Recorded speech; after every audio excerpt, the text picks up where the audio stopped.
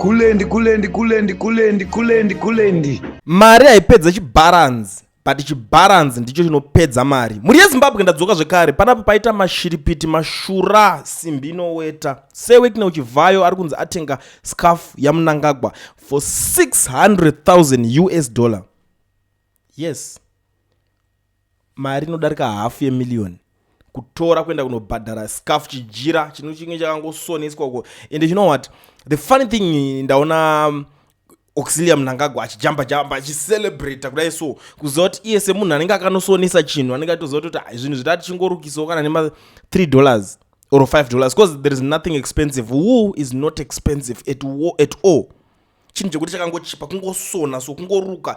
Uzoti vanopedzera kuita business racho kuti right vese vanoda mascarf yaimatengere panapa because ndiso tinenge tichiita se tichisona $600,000. Imavisa ndakamboona zvinhu zvakadaro imimi. Vakomana vamari ko vari kuiwana chaiko ka.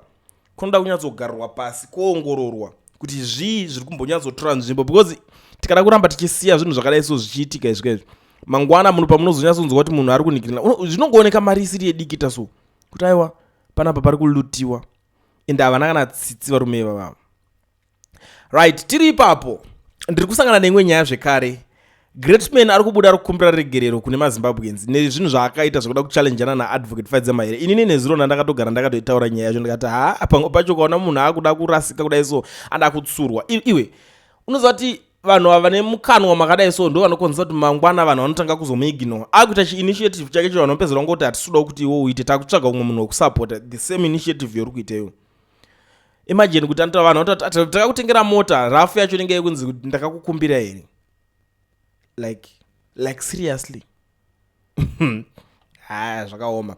But iye ari kuti denga rine nyasha pasi rine hasha. I didn't know that to ask for 20 wheelchairs to advocate Themba Mahere was wrong. I'm very sorry to everyone who is insulting me and I'm just a human being like you. Kundituka ndituke yenyu but musapinde mumuri yangu kusvika kumwana kana rasta. Musiyei ini zvandinotaura zvese zvinobva kuna Mwari. I'm just God sent. I just want to say sorry to everyone I wronged. Love you all Zimbabweans, diaspora and Australia. Because you know sometimes unosvika pakufarisa utadza kuze ofunga kuti pamwe iwo ndiwe munhu muridzi wezvese pazvinhu. Vanhu varitoziva zvavari kutoita.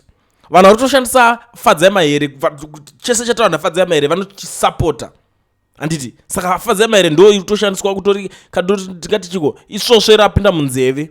Iwo bvoda usvika udonofuridza svosve iro rapinda munzeve munhu ari kunetsa vanhu vese wakamira pai. So this is the biggest mistake yakaitwa naGreatman. Vanhu vanotaura kuti zvimwe zvese zvinoningirina zvimwe zvese ita zvako but kwete kusvika pa the extent yekuti wakuda kumhanya chino challenge vanhu because wapuwa mahindra nezanu PF. Vanhu vototi but your first cut takakupa ndopanga kubuda muromo yekuti ko inini ndiye ndakaikumbira here. It's not right zvinoitika guys. Inini I'm not happy nezvinhu zvakataurwa naGreatman because these people dakutaura nachokwadi vari kunzi vari kuda kunocelebrate navo ava they are not right. Izvo so enda kuZimbabwe bag recement riri kurova $19 but pa next door country which is Zambia riri kuita $4.50. But ivo vari kungoita zvinhu zvese because of this corruption zvigaranda zvakaita take over makambani acho ecement vaku overcharge zvinhu. This is the same money yuri kuona kutambiswa nezvigananda, the same money yamuri kuona ponzonzi ninga patengwa chakati ningi padaiso chakati. Imagine same money yamuri kuona iri kuzotengeswa scarf kutambisa mari vanhu vari kusafa kudaiso munyika umwe akutenga scarf ne $600,000 what for? Izvi ndizo uda kutry kuvaka kuti no izvi so ndipendasvika apa ndiboitawo something ka development hazvichatovakike uchavaka chicho novaka ipapo. Vanhu vapedzera kutodzokera kunotenga zvimafambric zvekudhara zvichuru zvezve votongovaka nemadhaka because hazvisi kumeka sense honestly. Hazvina chinhu zviri kuningina vanhu. Iwo ndipo unobuda kuti aiwa vanhu vacho ananingirikini vavava ana Mahere vacho mimi chimbotipaiwo macheya mawheelchair acho wakutodemanda just like that. Vanhu vokutsura kuti this is wrong. Iwo hauda kuonerwa nokuti wapuwa chimahindra ikokoko but takakutengera mota yekutanga aiwa ndakukumbira no it's not like that. Hatidi vanhu vane behavior yakadaro. Dzidza kushanda navanhu zvakanaka kana uri munhu anopema anokumbira zakuti vanhu ivavo vanodawo be kind to them. mangwana vacharegedza kukupa wakutanga kuvapa futi mawedzi wakutanga kutaura zvimwe zvinhu zvisina basa rese ndo vakakuyambutsa. ZANU-PF yakabvira kudhara ichikuona ichikuziva ichikuignore, but because ZANU-PF yakaona kuti vanhu vakucontributa vakudonata vakubuditsa mari uchiita that initiative yekuti makumbo kuvanhu iyoyo, ZANU-PF yakaona kuti esa hatingazokundwi nevanhu because vanhu apa ndo pavari kudonata, so let's donate big.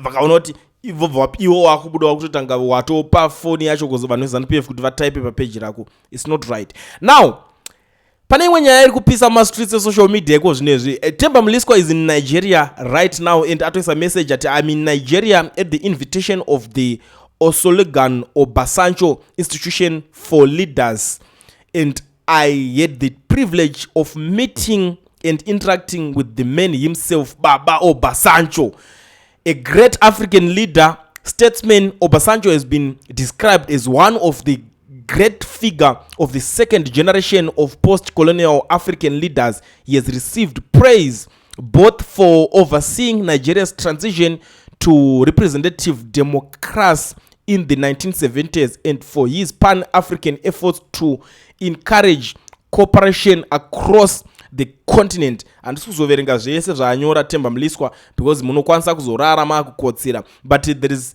something chatoti ndingobva ndangomhanya yaita kuti nyaya ive interesting kwandiri, nyaya yekuti vanhu vautanga kubudisa chitupa vachiti right, do they know that you are a Zambian career criminal? Pakashata vanhu vari kutopopota. He should have asked, why do we not have former president? Otherwise hapana chawafambira iwewe. The blood of Mutala Muhammad is on that man's hands. Zambia well represented, learning corruption and sex position there. Man, it's like history will judge you, Themba, and ndikupikiswa ndatopedza so sabhuku. Yes, history will judge Themba very harshly zvekutodaro. ED is doing you a good favor, just like the favor Nikki is receiving, connecting you to fellow criminals. Do you ever realize that people are no longer follow up your senseless dream, and what they are doing is just laughing at you? Yes, that's true. Even dressing ya Themba Mliswa ma one atizive kuti zvinonyazofamba sei, mapfekero acho kutanga munhu anopenga kana kuti I don't think kuti muZimbabwe anopfeka that way. No, tine maZimbabweans akawanda, but not that way. Aiwa, something must be done papo kana muchida, right? Uyo ari kunyora zviri nigirikini, but handidi kuzvitaura because handidi kuda zvinhu zviri bit tribal panapa. Atiite zvevanhu vanotaura zvetribalism, okay?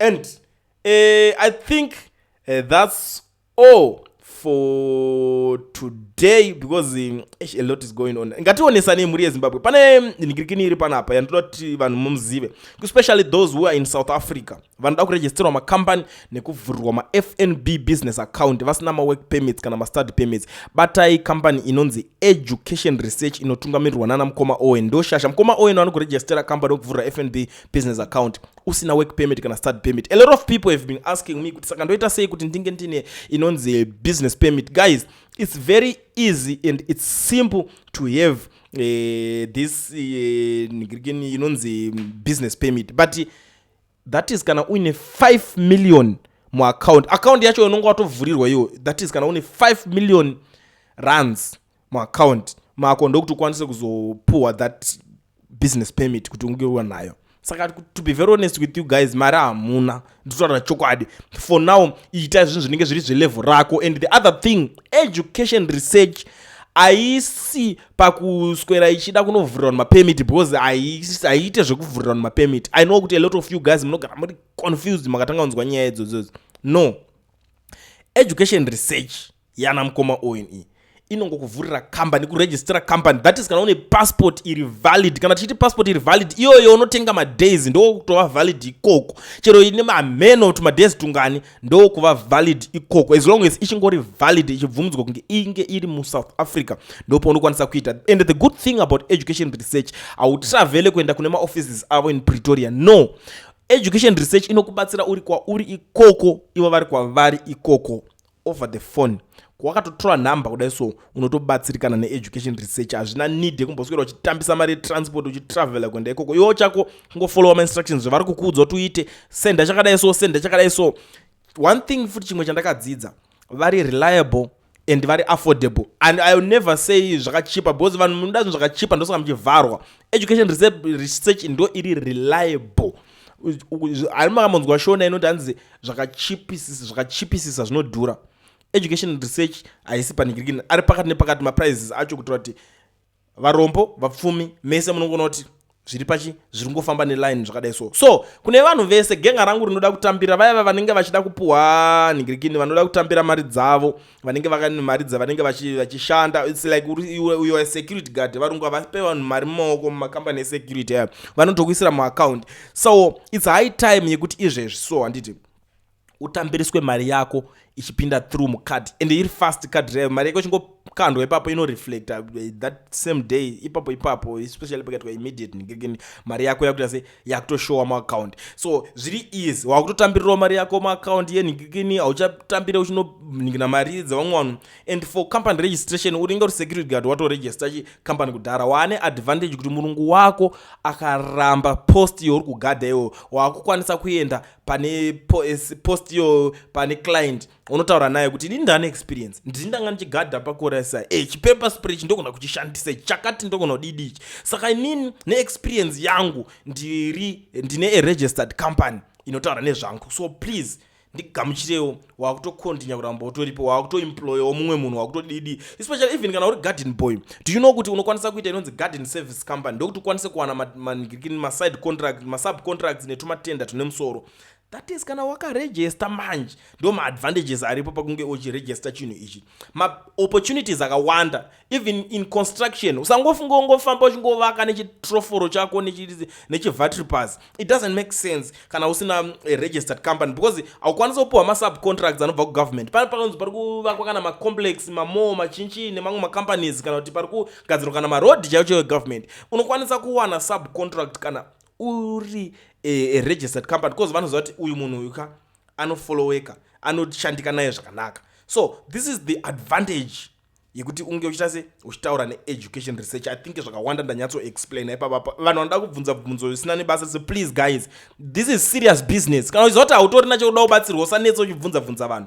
And kune maprizes ndataura ndikati zviri affordable. Unongoenda pane nhamba dzandakutorera idzo dziri apo idzo, rowa screenshot, taurai namukoma onyu veeducation research vakubatsirei, kwete kuzoswera uchinetsekana nezvinhu zvidiki zvinokwanisa kugadzirikanawo nemunhu.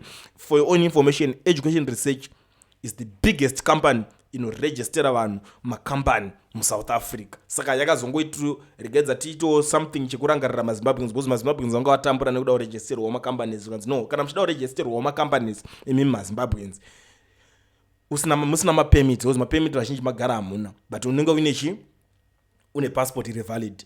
Zvakuita mazuva ano through education research. Contact them, number ndasiya pa screen. Bye bye, have a good day.